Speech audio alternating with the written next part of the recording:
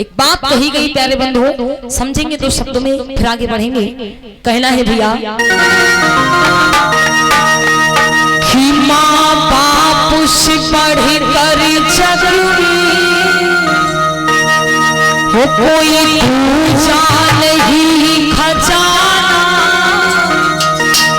कि जिसने तुम्हें जन्म दिया है दिल उनका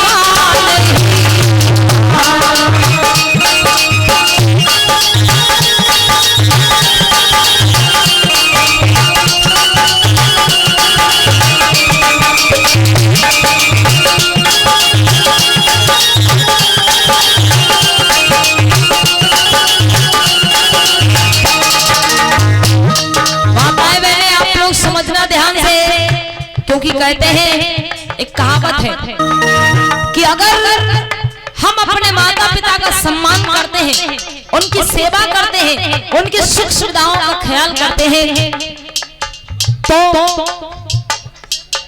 माता पिता की दी हुई दुआ कभी खाली नहीं जाती।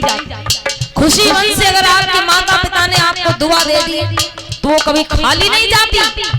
लेकिन जो अपने माता पिता का सम्मान नहीं करते हैं, उन्हें दुख देते हैं, तो एक बात याद रखना कि माता पिता के मुख से निकली हुई बद्दुआ भी कभी टाली नहीं जाती। कहना है भैया माँ बाप से पढ़ कर जग कोई पूजा नहीं खजाना जिसने तुम्हें जन्म दिया है दिल उनका नहीं उठाना।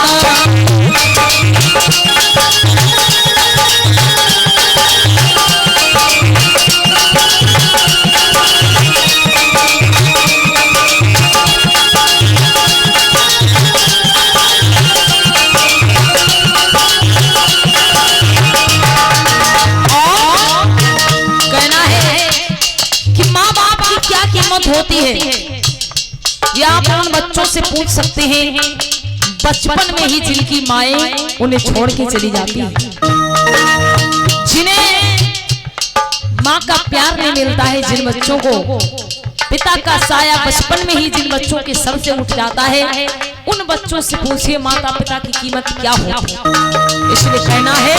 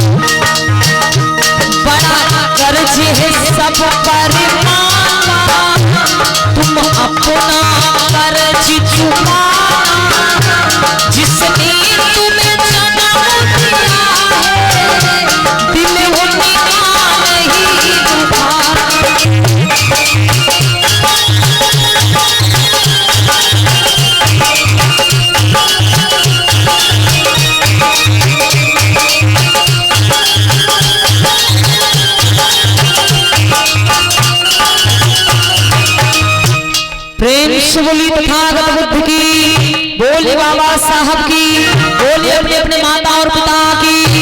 प्रीतम बंधु वो लड़की श्यामा चल देती है और दूसरे शहर में जाके पहुंच जाती है।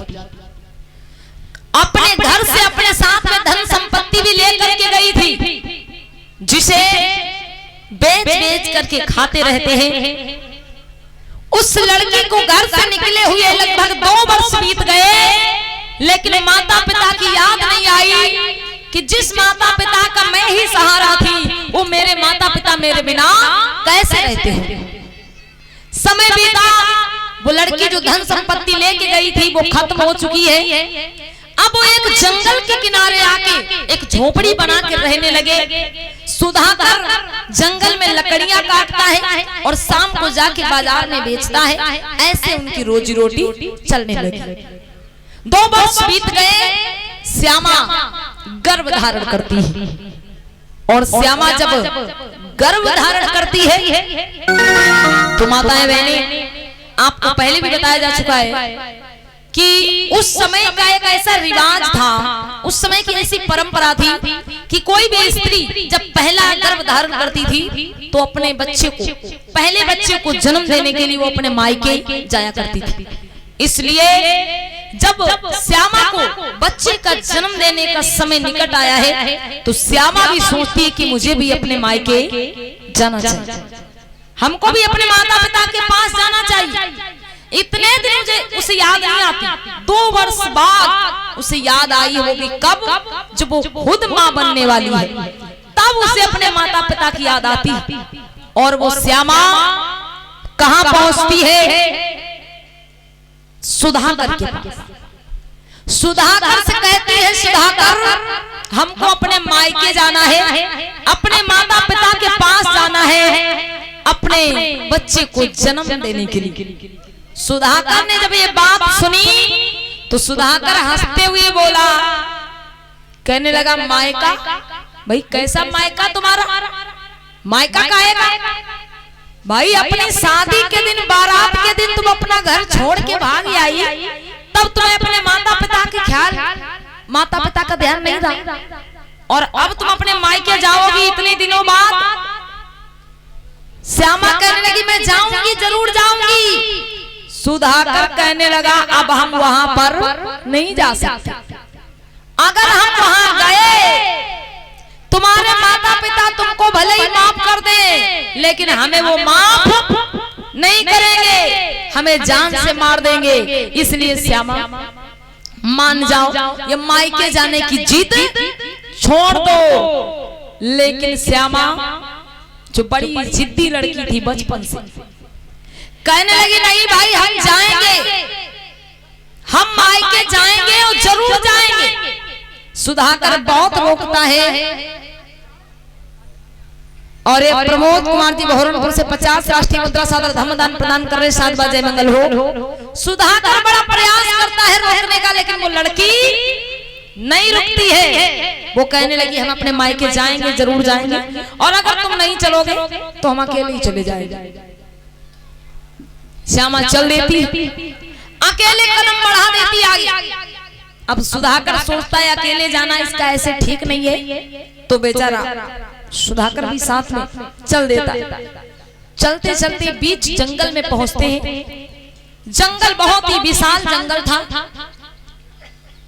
चलते हुए जंगल के बीच में जब पहुंचते हैं तो उसी जंगल में श्यामा को प्रसव की पीड़ा होने लगती।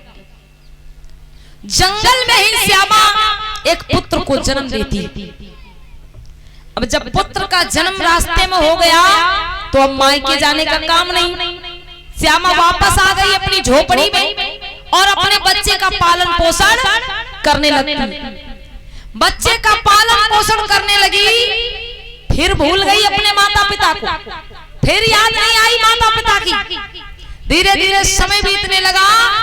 वो पहला बेटा 3 वर्ष का हो जाता है। 3 वर्ष का पहला बेटा हो गया। उसके बाद में क्या होता है, समय बीता और श्यामा ने दूसरा गर्भ धारण किया। फिर समय बीता, अब दूसरे बच्चे को जन्म देने का समय नजदीक आ गया। तब फिर श्यामा सोचती है यही बात कि मुझको अपने मायके जाना चाहिए। श्यामा फिर सुधाकर से कहती है कि सुधाकर हमको अपने मायके जाना। पहली बार मैं नहीं पहुंच पाई, लेकिन इस बार मैं अपने मायके जरूर जाऊंगा। सुधाकर फिर समझाता है, श्यामा मान जाओ, मायके जाने की जिद छोड़ दो। अरे श्यामा, अगर हम मायके तुम्हारे चलेंगे, तुम्हारे माता पिता, तुम्हारे परिवार के लोग हमको जीवित नहीं छोड़ेंगे, इसलिए मायके जाने की जिद छोड़। लेकिन श्यामा जिद कर बैठी कि मैं जाऊंगी, जरूर जाऊंगी। और क्या होता है, वो अपने पहले बेटे की उंगली पकड़ लेती है और चल देती है, अकेले ही कदम बढ़ा देती है जंगल की ओर। लेकिन पता नहीं है श्यामा को कि ये जिद उसको बहुत भारी पड़ेगी। श्यामा चल देती है आगे को। अब सुधाकर सोचता है कि ऐसी हालत में इसका अकेले जाना ठीक नहीं, हमको भी साथ में जाना चाहिए। तो सुधाकर भी साथ में चल देता है। और क्या होता है भैया, कि आगे बढ़ो नारी को वाके सर पर मोती खड़ी।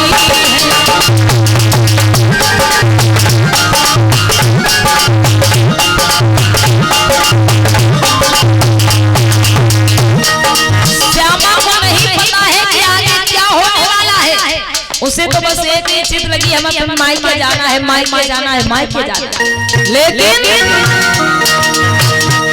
आगे बढ़ो नारी को वाके सर पर मोती